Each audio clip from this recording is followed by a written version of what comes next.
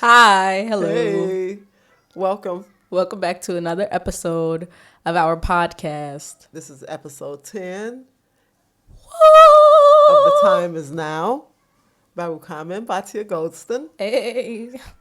And today we're going to talk about self compassion. Self compassion. The compassion that we extend to ourselves. Right. So, first we're going to get started with a question, as we typically do.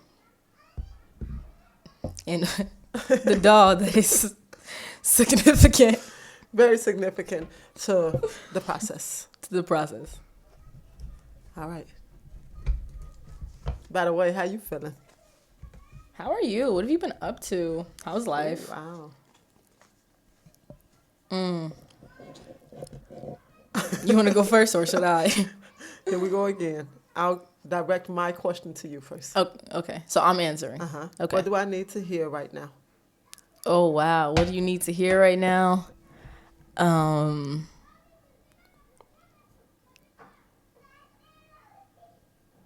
All is well.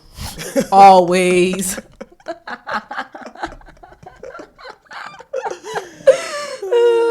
All is well, always. That's it. All Like, right. and then, okay, so my question is, what do you think our most important similarity is? Wow. Yeah, right?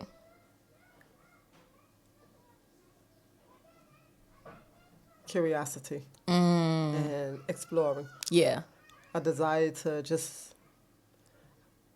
go deeper, understand it more, understand it fully. Yeah. And even if it means you go into another subject out of the curiosity of understanding that subject, the ability to learn. Yeah.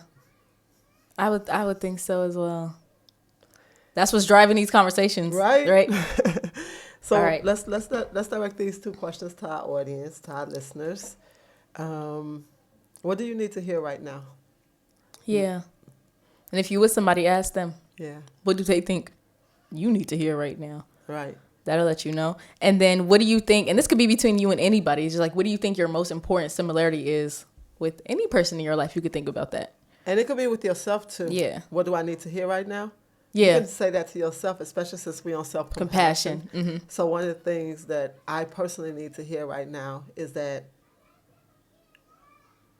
my thoughts are valuable and that the way I process things is of value to me Yeah. and that it's meaningful to me. It's significant, but not to be attached to it, but it's still something that's growing through me. Yeah. So, and what do you need to hear right now from yourself? What I need to hear right now from myself is get on with it.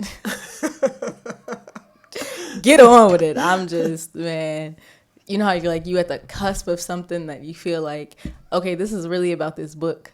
So I'm like, I'm finished with the book. I have to, like, there's a couple steps and stuff left, but I noticed within myself, like, after I finished it and I'm fully done, like, this hesitancy to, like, do anything else. I'm like, yeah. What is the book for those who don't know?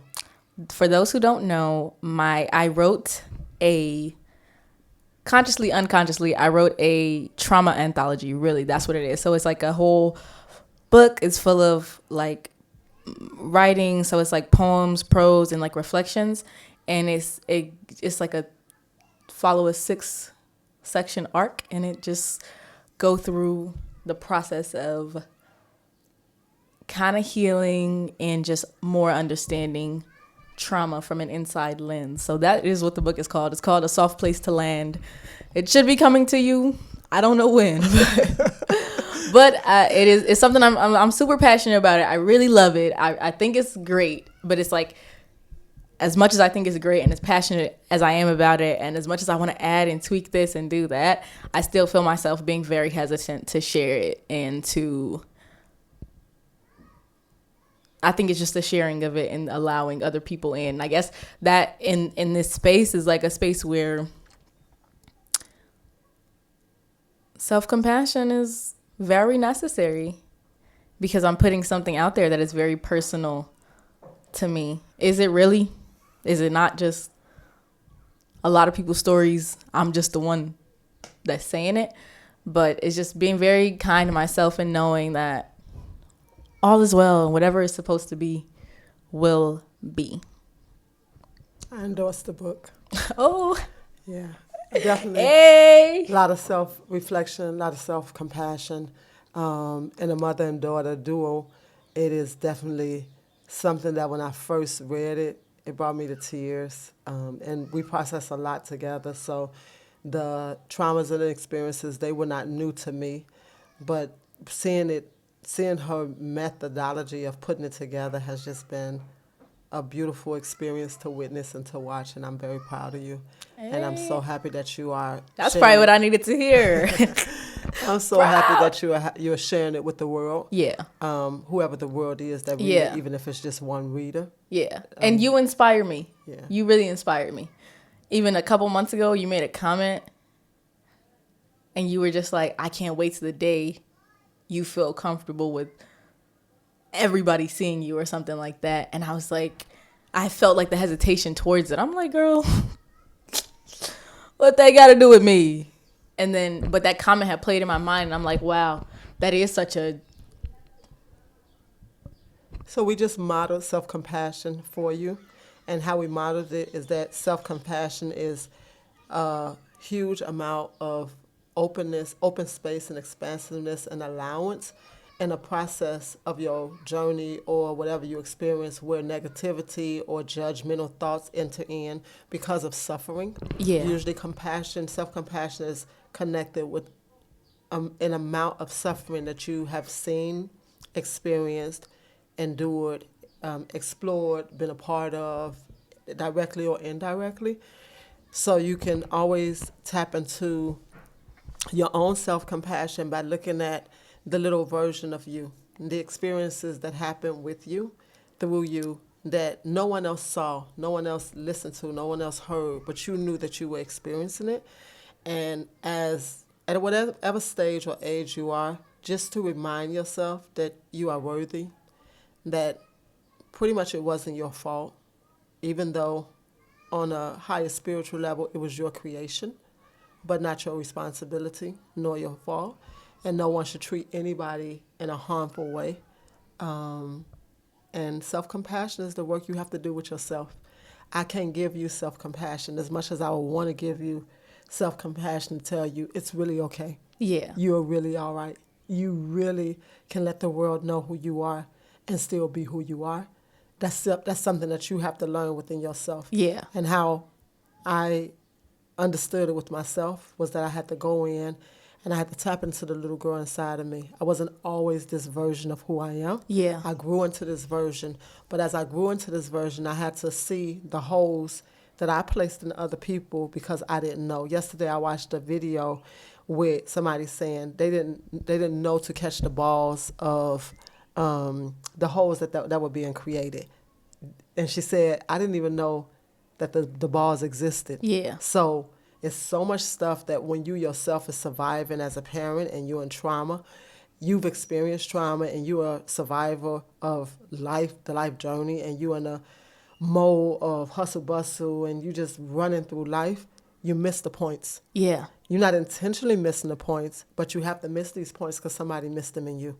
It's not like they saw the points. My mom couldn't see the points, the holes or the balls inside of me because somebody didn't see them inside of her, and that keep going. Exactly. So once we know better, we do better. Always. So self-compassion is definitely going to be about you doing what, Bati? What's your spiel on self-compassion? Self-compassion is, first I would want to say and you said this before, I think you said it to somebody and it really made an impact. So I was like, wow, that's an interesting thought. What does the voice in your head sound like?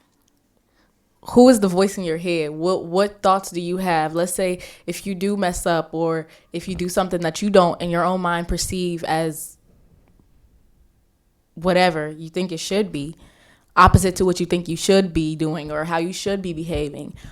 What does the voice in your head say to you then? Even when you are in a state where you might be doing something good, what is the voice in your head saying to you? So it's like a moment to slow down and see yourself and just think about that thought. Like, okay, if you did something, or just, it's about being an active listener to your mind. Basically, it's about being able to see the thoughts roll through, and you can see them roll through when you just take a little bit of a step back and you see that it's a thought. And What kind of steps would you give people to be able to roll back and be able to see the steps? Because that sound like a quick fix or a quick answer or a quick understanding for you. But for somebody who don't know that, what would be your steps? I don't even know so much if I can give steps. I can say and especially like in the connection between compassion and suffering, for me to develop this level of self-compassion that I have today, I just suffered a lot. Okay. I just suffered a lot. Like, so it was just I love that you just said, I can't give the steps. So the way, the gift of life is to simplify any process. Okay. So the first step that I would tell you is what you said. Listen to the voice in your head. So just get familiar with listening to what you say to yourself. There's a recording that goes on. But how do you identify that? Like, how do you? So there's chatter that happens in the brain all the time. If I ask you now to think about going downstairs and catching your ride to work, right? There's a conversation that's in your head while you're thinking that thought. Mm-hmm. Everything that we do, there's a conversation that visited. Now, eventually you want to get to the point that you reduce these conversations because they really are just noise. The more suffrage you have that you're in at the moment, the more the conversations come up. And usually the conversation is a judgmental conversation. It's a blaming conversation. It's a complaining conversation. Mm-hmm. It's an excuses conversation, but it's a painful conversation where basically you make yourself very small. And the smaller you make yourself, you don't know that that's what you're doing, but the conversation that's running, it usually runs something like, I shouldn't have did that. I'm so stupid for doing that. Yeah. You know what? That's because such and such did it. I hate him for that. The nerve of him. Why would he do something so crazy? I hate myself for the way I feel. These are just a few things that can come up for you.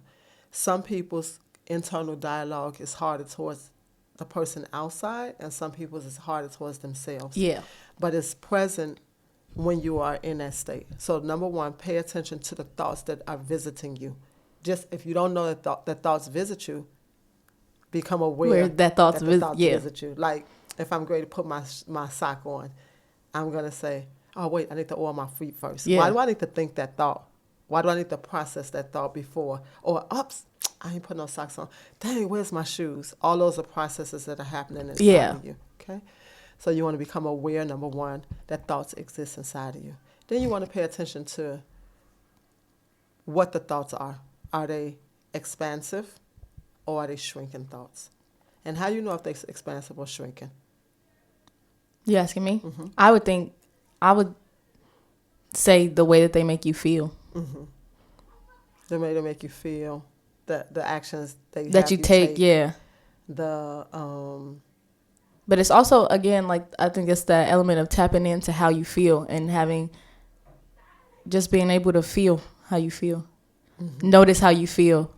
Notice that somebody says something, or you did an action, or you had a thought that crossed your mind, and then something shifted in your emotional body. So really, if you really understand that God said, "Let there be light," and then there was light, and then we saw the light. Yeah. So, "Let there be light" was a verbal conversation, mm-hmm. internal and external, and there was light. That was the reaction to it. Yeah. And we experienced the light. And as we experience the light, we either feel warmth by the light or we feel cold by the light. We feel something by the light. Yeah. But the thought comes first. That's why the first thing I want you to do is tune into your thoughts. Then after you tune into your thoughts, definitely tune into the feelings that those thoughts are bringing up. And how you know if it's a shrinking or expansive. When it's expansive, you feel very light and joyful. You feel happy. You feel gratitude. You feel almost like I can conquer anything. Yeah. even if it's in a small dosage, I got energy to go do the next thing. Yeah. And if it's shrinking, it's usually crippling, it's paralyzed. I can't move from that spot. Yeah. I take small actions, but I'm always what they call self-sabotaging myself, or I don't believe that I can succeed in whatever it is I'm attempting to accomplish. Yeah. Because it's a heavy feeling that's setting. It's heavy. And if you just make it really simple and bring it back to the two states, it's going to be the state of fear and the state of love.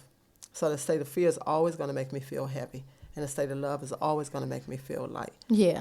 So just play with yourself. See what those two things are.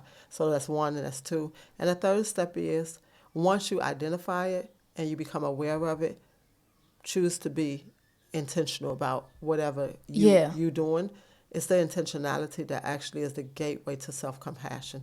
Awareness, presence, intentionality, and then I can tap into self-compassion. Because I can't tap into self-compassion if I don't have any awareness. Yeah. If I'm not present, if I'm not in the present moment.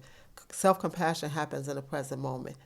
This is another, if I go back to step 2 on how you can identify it, usually if you're in fear, you're usually talking about something that happened in the past.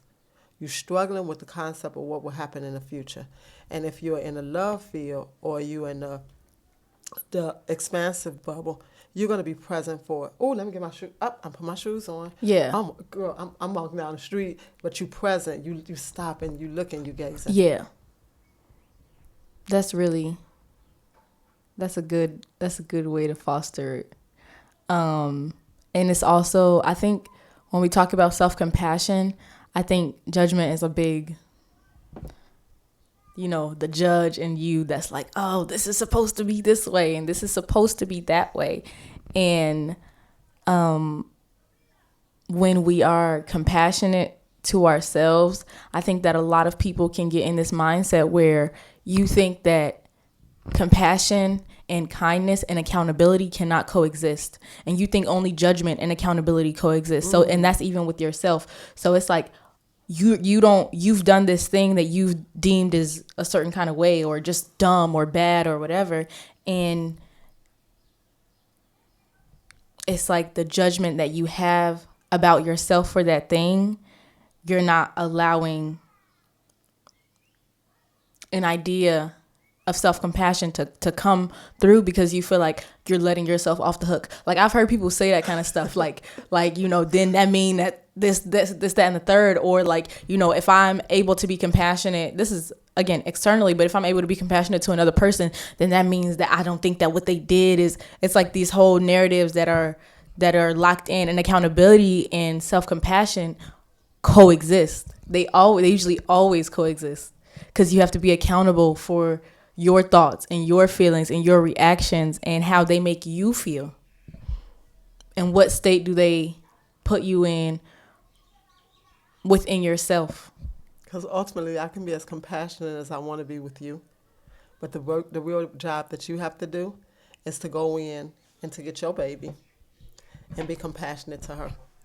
Then that's when you see the change, because in her thoughts, I'm not in them. I may visit them because she invites me in, but her thoughts are with her all the time. Yeah. You may come and visit my thoughts, and I may take wisdom or non-wisdom from those thoughts. I may take wisdom or judgment from your visit, but ultimately, I'm a visitor within myself. Yeah. And I think about it, and when I think about it, and I think about it in the context of my own life, nowadays especially, I be moving with stuff with ease, man. It go through fast. It is what it is. A moment is a moment. You keep moving. You keep going. Judgment and the lack of self-compassion, you get stuck because there's a brick wall there that's saying this is this, this is this, this is this, this is this, and all these internal definitions that we create for ourselves. And it's not understanding, but I think it's like opening your mind to the thought that maybe some of your most internal definitions may be shaped by traumatic events. Maybe these internal definitions and harsh criticisms that you have on yourself, ultimately, are created in the first place as a form of self-protection, as a form of you self-protection, and also not being modeled compassion. Because when things are modeled, we pick up on them. We know how to use them. So if you have parents, or you grew up in worlds where compassion was not necessarily the order of the day, or where judgment just lived very fiercely and very strongly, then your own self-talk and your own feelings and your own internal definitions of right and wrong and what behaviors should and shouldn't and all of that are modeled by these things. And yeah, that was my piece on that.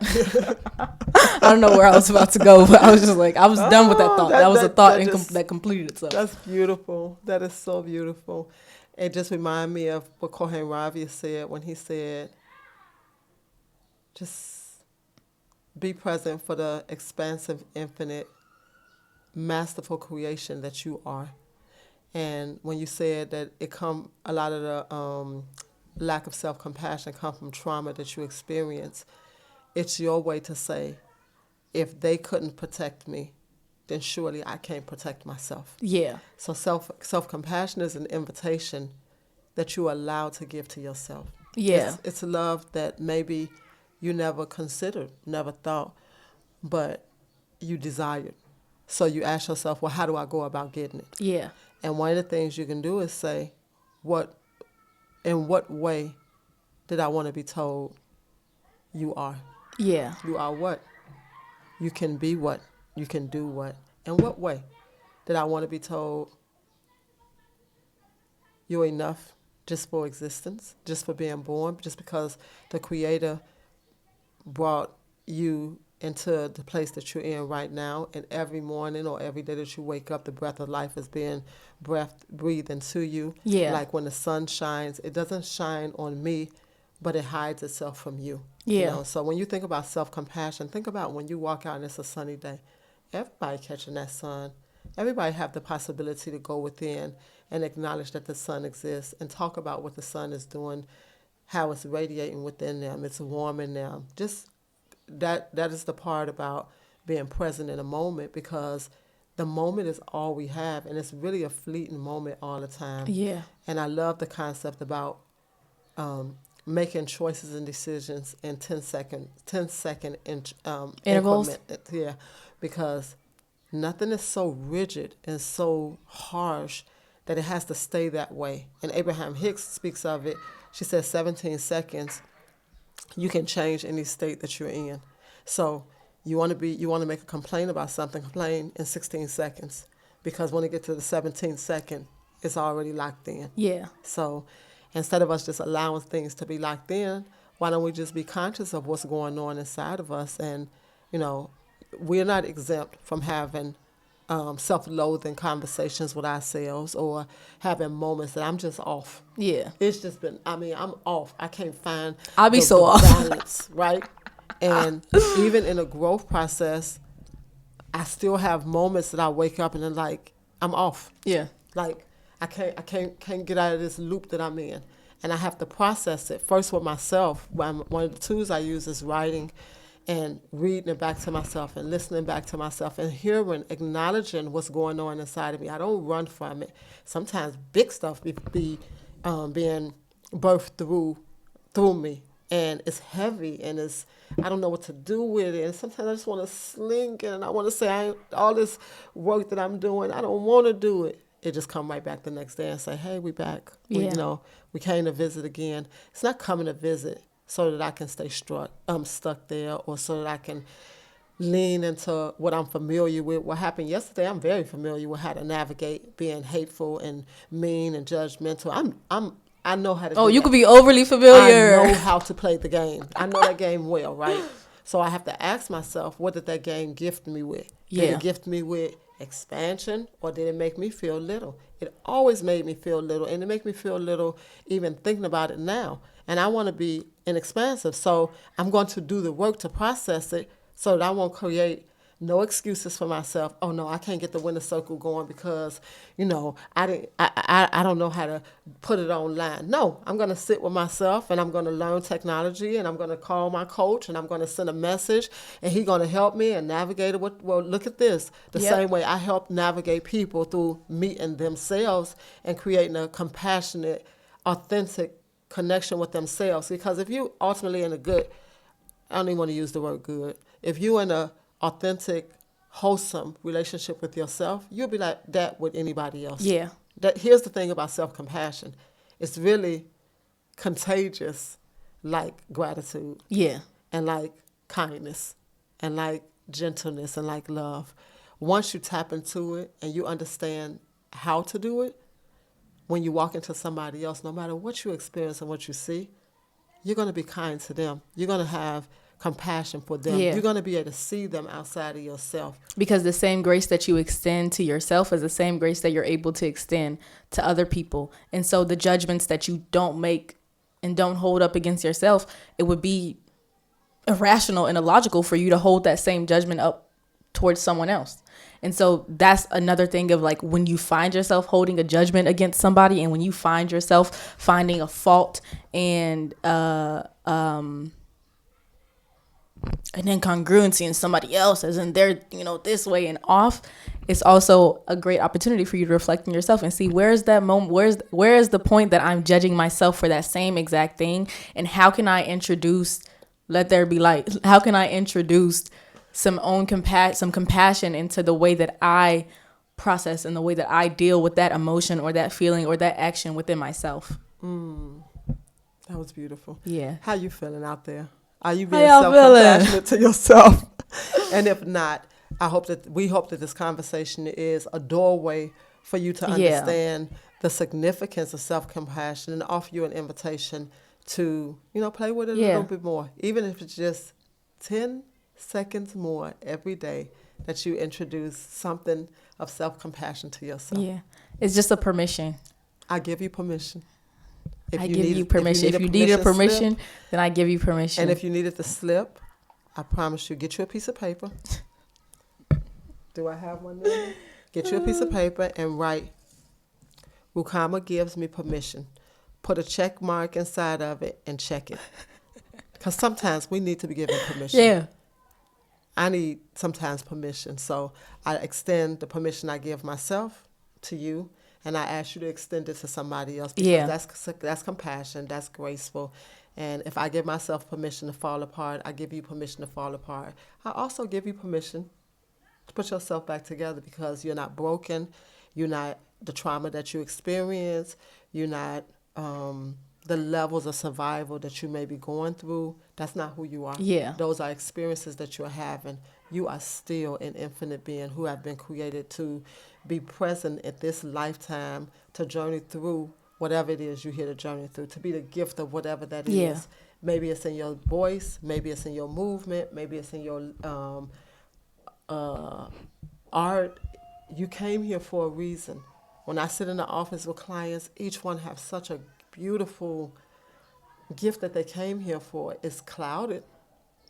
The gift is got shadows in it because the shadows is telling me I can't do it because 1, 2, 3, because this happened to me. But honestly, the shadows are really just a perspective. And if you just change the illusion of the perspective, really, this is going to probably catch you off guard. No one has done anything to harm you. Nobody ever can. Nobody ever could. Like, not even you. Think about that. And you can tell me all the things that they physically did to you. No one can ever harm you. But you can harm yourself in ways that are interesting. But that's only for a limited time. Yeah. Because ultimately, even you can't harm yourself. The breather of life, keep believing in the creation that he created, that she created, that they created. Because truthfully, in all honesty, if I was created in the image and likeness of the Creator, people harm the earth all the time. Yep. Quote unquote. People, our habits today are quote unquote destroying everything. But the creator who created everything will always create. Its ultimate job is to create. So in that frame of mind, what are you creating? Are you creating more suffrage for yourself? Are you creating fear? Are you creating love? Or are you creating self-compassion? Mm-hmm. And then I just had a thought about how when you are compassionate to yourself today, when you introduce self-compassion into your life, even as a daily habit or as a practice, whenever anything arises, when you're able to be compassionate to yourself today, you are compassionate to every past version of you that has ever existed. Because that's been like the work that I've been doing with myself over this past, it was a season. It was a crazy season. And, instead of just saying it was a crazy season, maybe we should tell them a little bit about the crazy seasons. Because I think that a lot of times when you see somebody doing a podcast or you see somebody who written a book, you think that the results that you are seeing is not because of a journey that they've taken. Yeah. So I would say over the past, well, really since November of last year, I was just really processing a lot, unpacking a lot of mainly just childhood trauma. And I'm saying childhood trauma, but it didn't lifetime trauma. Because when right? we actually get your y'all, we didn't made a list of the incidents and situations that I have been in life, and it is very telling. It's very validating too, but it's very extensive. It's an extensive list. That's a key. That's a key too, to map it out. Yeah, map it out. Just map it out. Look at it. Make it black and white. Like write it out. Yeah. When I was 5 years old. This experience, when I was 10, when I was 12, when I was 13, even if you 80 and you listening to us now, just sit down with yourself and just map it out. Yeah. And still know that you are an infinite being because you're still present. Yeah. The fact that you can see it, that you've been allowed to see it, means that you were able to clean your eyes and look in the mirror again. Yeah. That's such a gift to be able to constantly go back and clean your eyes, you know? Yep. Not the mirror. The mirror is always clean. That's, for me, that's the creator. Yeah. That's life. It's always infinite, big, expansive, and wonderful, right? But the mirror that I see through sometimes, I'm seeing anything. Anyway. I'm seeing anything. Anything will pop up. That's not even there.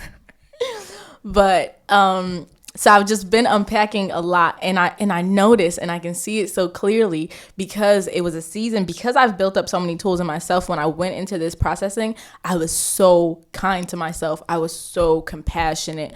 I was so present for myself, and in being present for myself, I can be present for every past version of me that went through these experiences, and I don't have to judge my reactions, and I don't have to judge the way that I did certain things or the way that my mind was clouded or jaded. I don't have to judge that, because when I sit in self-compassion for the me that I am right now, I'm looking at the past and I'm knowing whoever I was, whatever thoughts I had, whatever I was going through, I was doing my best. I was always doing my best, and everybody is always doing their best. Everybody is always doing their best, and the best that I can do, it may look different to you. It was days in my life, the best thing I could do was get out of my bed, walk around my house. That was the best. That was Hasi. That was Hasi. That was the top of what I could do that day. And I'm still compassionate to the version of myself that went through that and was able to go through that. And I'm looking at it, and it's 7 years. I'm 7 years out, and I'm a whole different person. And I know that every next process that I take in my life, I can be so kind and so compassionate with myself, because you're going to go through it anyway. Life is life. You are going to go through it anyway. I'm sorry, man. It is what it is. Earthquakes happen, wars happen, tsunamis happen. Anything happens, and it's been happening from the beginning of time. I think people get clouded in this illusion that something that right now, everything crazy is happening right now. Everything crazy has been happening since the beginning of humanity. Y'all, they was killing people in the Bible. Like, oh my God. They were lying. There was sexual assault. There was sickness. There was illness. Look, it's been going on. So it's like being able to be kind and compassionate with yourself and know that you are doing your best. And sometimes you can say, well, I wasn't doing my best. That wasn't my best. But obviously it was, because if you knew better, you would do better. And sometimes the things that we know intellectually with our minds, or the things that make sense on paper, emotionally, you're doing your best. So maybe it wasn't your best. No, maybe you were doing your best intellectually and you were doing your best emotionally too. And somehow that gap got, there was a certain. That's so beautiful, because where you put the judgment is in the gap. Yeah.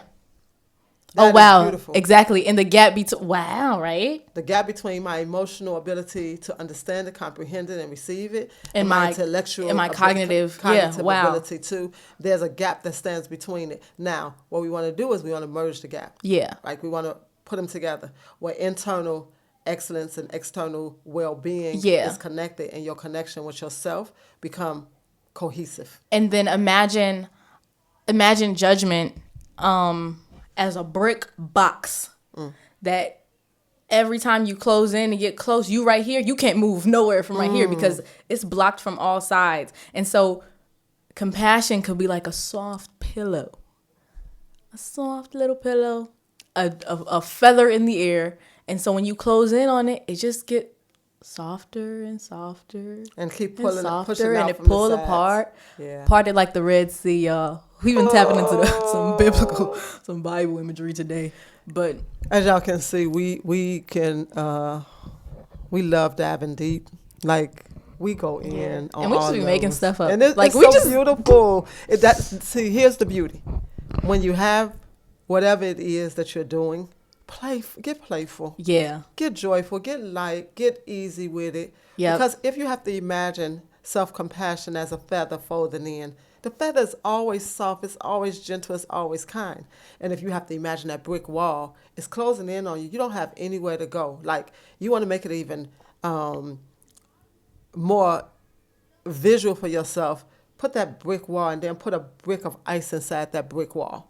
Because it's cold. It's hateful. It's mean. It don't give. It's so inflexible. So usually when you are in self-judgment or judging someone else, you're so inflexible. And it's so serious. It's overly so serious. It's overly serious, and you're overly right. Oh, you so right.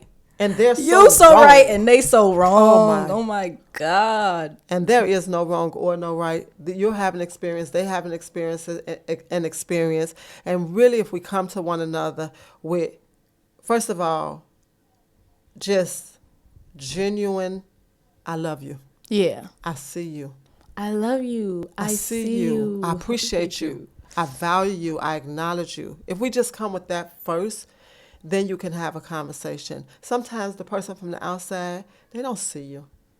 You just on your mission. You just on the hamster's wheel, and you just going, stop. Let's see one another. I see you. Sis, I see you. I see you struggling.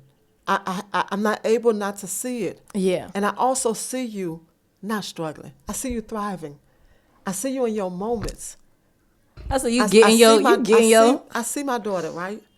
And because I see her, she sees me. Yeah. And because we see each other, then when we come to one another I see you, today, you see me, we see each other. And we could be intimate with one another. We could be into me, I see. Do you see you? If I see into me and you see into you, when we come together, we see into one another. Mm-hmm. Like, who can you see into? Who see you? Who sees you? That's a good question. Who sees you? Who do you feel like, if there's a person in your life that sees you, who is that person for you? And if you don't feel like there's a person in your life that sees you, how can you step up to the plate to be the person that sees yourself? Right. And who do you see? Who do you see? Who do you look at and you feel like, oh, I really see that person? They might not even a person that maybe feels like you see them, or they might not think that, but you see them. Usually it's going to be a level of safetyness there. You know. That's my girl. Yeah. Oh, that's my guy. Yeah, you see me. Shari, I love you. Linnell Williams, I love you. She has been my friend who always have seen me. Yeah. Like, I don't have to be anything other than who I am. I can come with anything. She sees That's me. The best. I see her. I see her when she's in pain. She sees me when I'm in pain. We don't have to... Girl, it's just being present sometimes. Yeah. Sometimes just holding space Exactly. until the person see themselves again. Yep. That's the greatest. Can you hold space until the person is able to hold space for themselves? No one is asking you to do it. If you can't do it, don't do it. Learn Yeah. to hold space for yourself. And holding space is not fixing. No. Holding space is presence. Holding space is I see that this is something that you are struggling with. Holding space is validation. Validation. Holding space is asking the person questions. Yeah. Holding space sometimes is just holding their hands. And all of that is compassion. And sometimes you have to just hold your own hands. And give your own self a hug. That's right. One over this way, one over this way. Really. And just remind yourself, right, it ain't got nothing to do with vanity and I'm self-absorbed.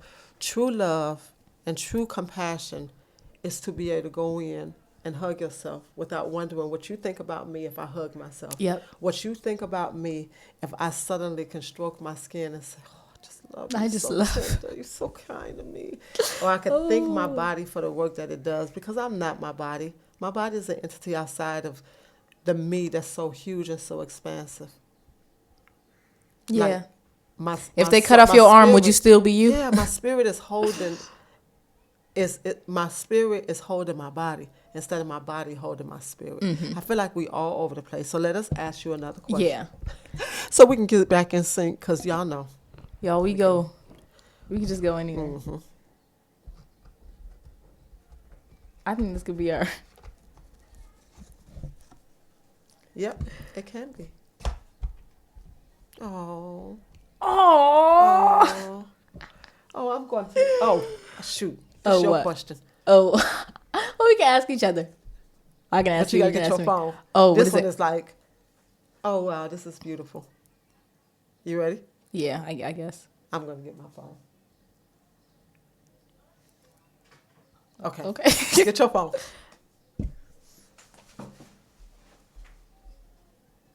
You want me to do this one? Because you always tend to. Oh, because it's a wild card. Nope, it's a wild card with instructions though. Here. Now, don't you shrink. We need you to do the same thing when you watch this. Oh my God. This is beautiful. Okay. You want to do it or you want me to do it? Well, I can't use my phone, so. Oh, okay. Well. So this is your card. Okay. All righty. Let's see. This is nice. Read the card. So the card says, call someone you admire and tell them why you appreciate them. Now let's see if they answer. Hello? Shalom, you're on speakerphone and you're on a broadcast. The card for now says, call someone you admire and tell them why you appreciate them. Put it on speakerphone. Slula, I admire you for being so kind and so compassionate and sharing yourself so freely. And just today's topic is self-compassion. And I just admire you for holding space for yourself and for others. And I love you. Oh, that's so sweet. I love you too. And I love the combination of compassion and growth that you embody. And thanks for being that partner that it keeps the wheels turning with everything that we have going on all the time. Oh, this was cool. Yeah. All right. Love you.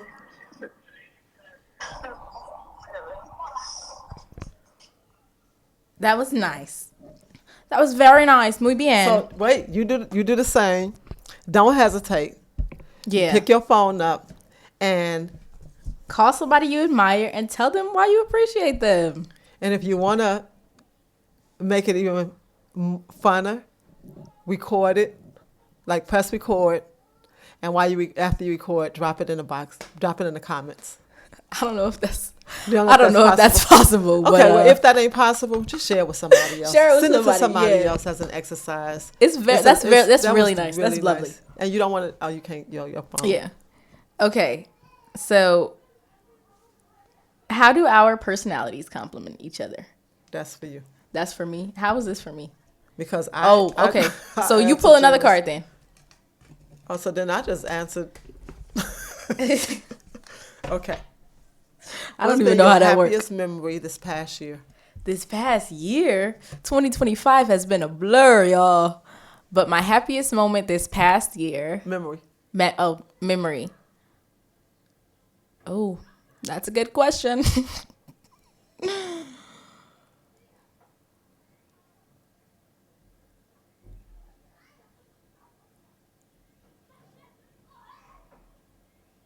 Girl, can I be honest and say I don't know? What about your trip to? Oh, I'm tripping. I'm telling y'all Came to me immediately. This year has been a blur. Like I don't even like. I'm somewhere else. I didn't forget that was this year. I'm thinking like, what even happened? But yeah, I took a trip to Georgia with my friends, and it was overly fun. It was so cool. It was perfect timing, and it was just so needed, so necessary, and so fun and chill. You ever just have a trip you go on, it really feel like an adventure. It really feel like you just doing anything. Oh my god, I really enjoyed myself. So yeah, that was one of my happiest memories this past year. I will say. Okay. Yeah. All right, y'all. So you guys, that was our episode for this week. This is our episode, and be compassionate to yourself. Share us with your friends and family. And if you can't share us with your friends and family, enjoy us by yourself. Enjoy.